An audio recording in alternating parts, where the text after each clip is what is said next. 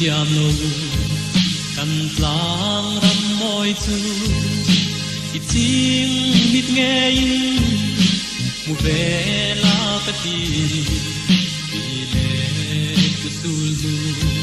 par moi in hul na i fan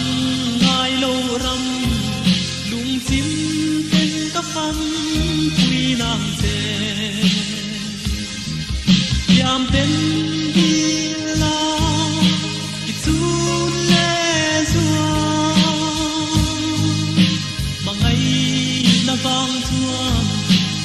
Dial ngam don em ni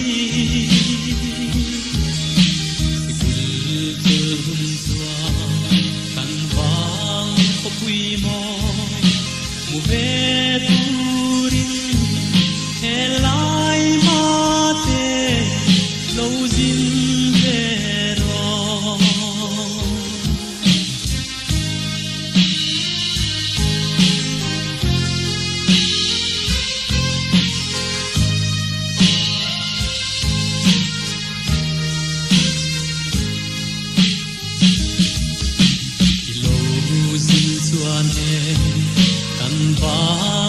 bom tu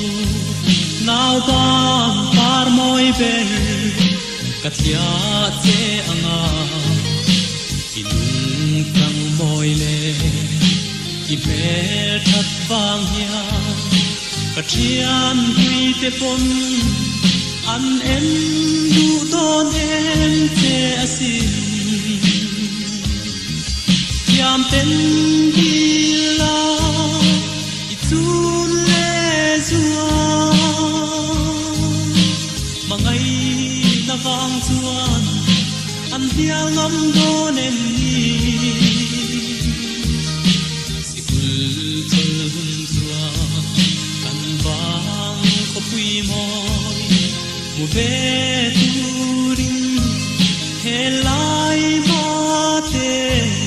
lo zin ve ro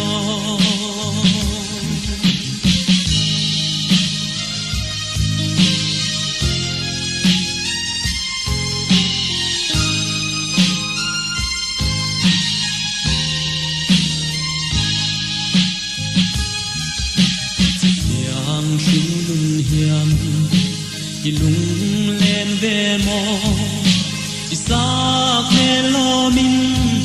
trai choi se len song ten kan ru lo lo yin an em nim long che i thir bang lo nge la mang le the hiam ka ding lo che yam ten di la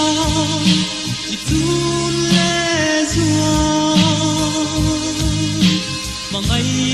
na bang chuan an hial ngam don em